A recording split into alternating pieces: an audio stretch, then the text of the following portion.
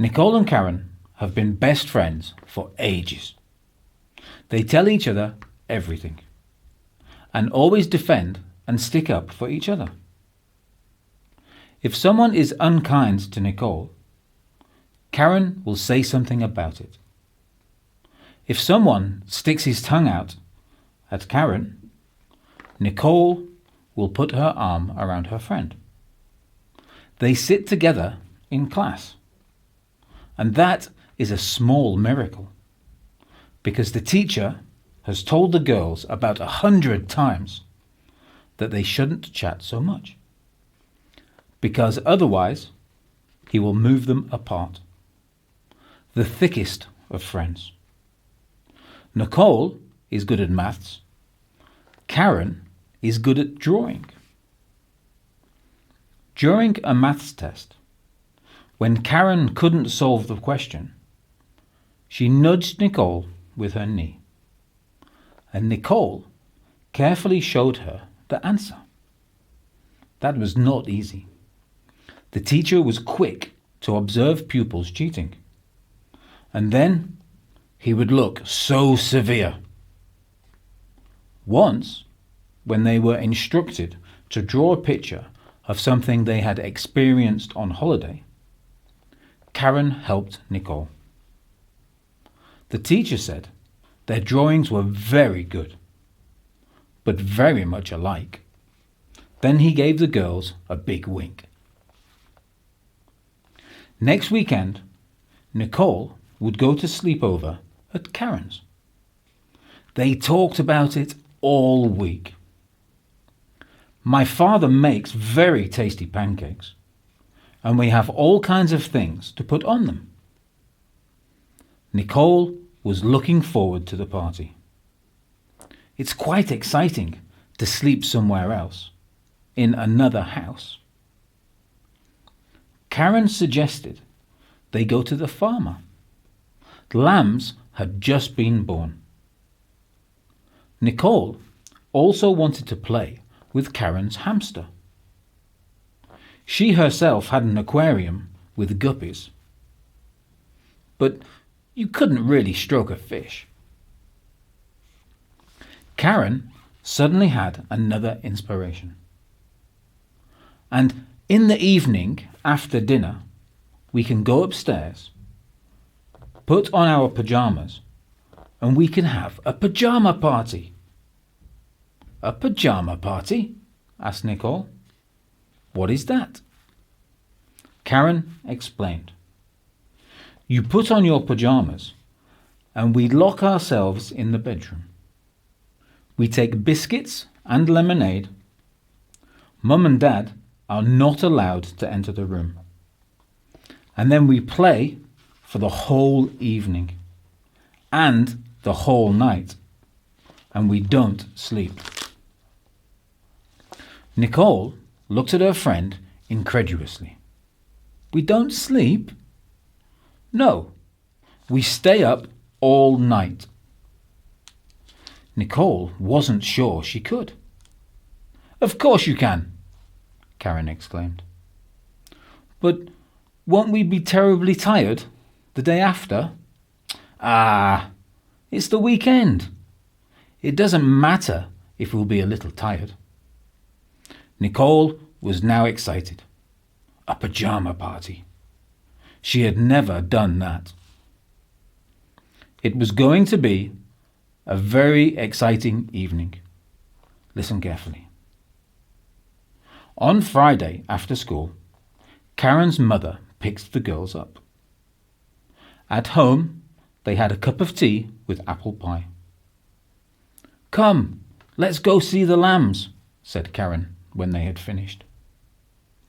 They were so cute, so sweet and small, and their wool looked so fluffy. Oh, here comes the farmer. Nicole was startled. Shall we go away? Karen looked at her friend in surprise.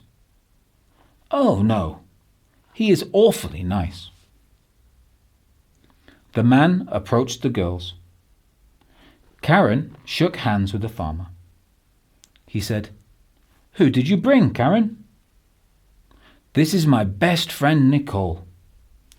We are looking at the lambs. Would you like to pet them? Asked the farmer. Sure. The girls would love to. They walked into the meadow and patted the lambs. Karen even picked one up. Nicole didn't dare. The mother sheep started bleating and looked slightly angry. The farmer said, Come on, let's leave them alone. The girls thanked him and went home. Just in time, said Mummy. Dad will come home in a minute, and then he will make pancakes. Indeed. The door swung open. Daddy! Exclaimed Karen, and ran to her father. He didn't even have chance to take his coat off. Karen jumped into his arms. He lifted the girl up high, looked at her laughing, then put her on the ground. And who do we have here? He asked. Dad, you know Nicole, right? Of course. Welcome to our home, he said, smiling. What shall we eat this evening? Steak with Brussels sprouts, teased father. But Karen said sternly, Pancakes, Dad! We agreed to have pancakes. Well then, I had better get to work. The girls and Mum were at the table. Father stood at the stove and made pancakes in 2 pans. He cooked normal, natural pancakes, but he also cooked some with bacon and with cheese, or with apple. They only had to ask, and a moment later, their order landed right on their plates. They were the best pancakes Nicole had ever eaten. She ate 6. Karen also had an appetite and ate 5. After dinner, she put the cutlery in the dishwasher and cleaned the kitchen. That was her task in the house. Nicole helped. They were in a hurry. The girls wanted to start their pyjama party as soon as possible.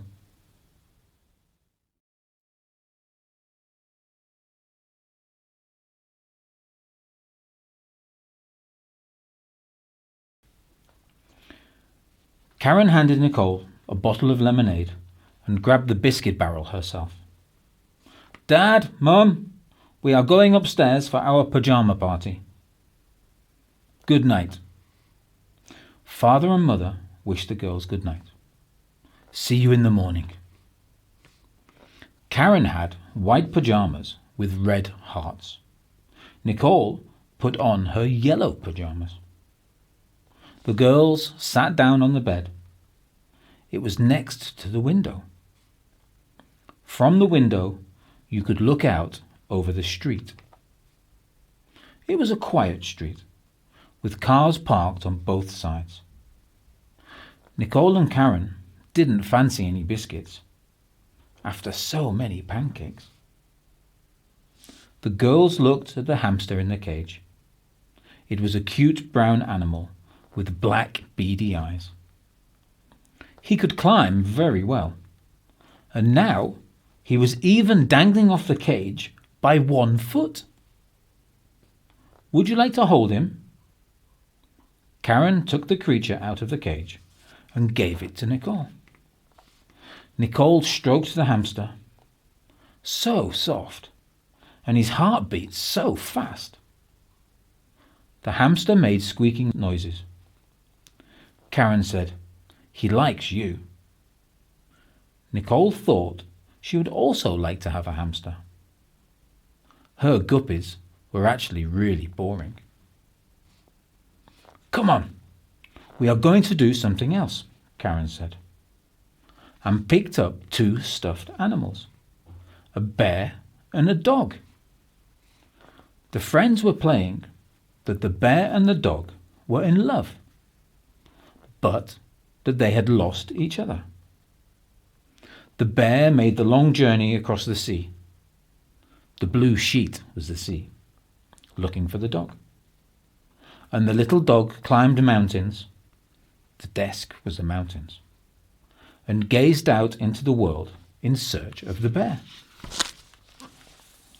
Whenever the dog and the bear became close together, something happened and they didn't find each other. But in the end, it all worked out well, and the bear and the dog fell into each other's arms. Night fell, and the neighborhood became quieter. Outside, the sound of a bus could be heard. Karen jumped up. "Let's have a look." She opened the window, lay down on her bed with her elbows on the sill and her head out. She gestured that Nicole should lie alongside. It was a warm evening. The bus stopped. A group of girls and boys hopped on. They were visible in the lights of the bus. The boys looked nice, and some of the girls had skirts on. The boys pushed and shoved each other, and the girls on the bus were giggling. "They are going out," said Karen. "Out?" "Yes, they are going to the town centre to dance." The friends were silent. Both thought about how it would be to go out. "Let's eat some biscuits," Karen said. They poured lemonade and ate a biscuit. And then another one. And then another. The girls talked about the boys in their class. Which ones were stupid, and which boys were funny, and which ones were cool. Karen knew that Anne was in love with Peter, but Peter fancied Camilla. Mum stuck her head around the door. "Girls, we are going to bed now. Make sure you don't go to bed too late." "Mum, we are staying up all night," Karen said, and made a stern face. Mum smiled and told them to stay awake under the blankets as to not become too cold. Again they heard the sound of the bus. Once more the friends looked out of the window. Only a few people got on. The bus drove away, and it was quiet again. There was no one outside. Everyone was asleep or had gone out. Or no, not true. Nicole saw a movement. She pointed to it, and Karen looked in the direction that Nicole had pointed to. There was a man walking on the footpath next to the cars. The man looked around. The girls were silent. The man was walking on the path and passing by every car. He shone a flashlight and glanced inside. Their hearts were pounding with suspense. Karen looked at her friend and whispered, "A thief!" Nicole was too afraid to speak. She just nodded. Karen said, "Keep looking where he is going. I will get the phone." Quickly, she slipped out of the room and came back. Telephone at the ready. Karen looked at Nicole, who still didn't dare speak, and only pointed in the direction where the thief was. Karen called the emergency number, and a lady answered. "Good evening. What has happened?" "There is a man in the street. He is looking into all the cars." "What is your name and where do you live?" asked the lady. "Karen Smith, 32 Azalea Street," she replied in a whisper. What city is that? Asked the lady on the other end. Karen answered this question softly as well. I will send the police. Don't hang up. Stay on the line. She heard nothing for a while and lay next to Nicole and looked out of the window. They both stuck their heads out of the window, just enough to see the man, but no further. They were afraid of getting caught. The thief now took out a long, flat stick and slid it right down next to the window of a car. Plop! Karen and Nicole could hear the car lock jump open, and the thief looked around, opened the door, and silently got in and closed the door. Is that man still there? Asked the lady on the phone suddenly. Karen whispered that he had just opened a car with a flat stick, and he was now sitting inside. The police will be there any moment, said the lady. I have to go now to answer another call. Well done, Karen. A few seconds later, the thief got out of the car. He had something black in his hand, a black box. He tucked it under his coat and hastily moved away. Just as he did, a police car came driving into the street, without flashing lights and without a siren. The thief saw the police car, hesitated, turned, and started to run. He threw the loot into a garden. Now the flashing lights came on. The siren began to wail.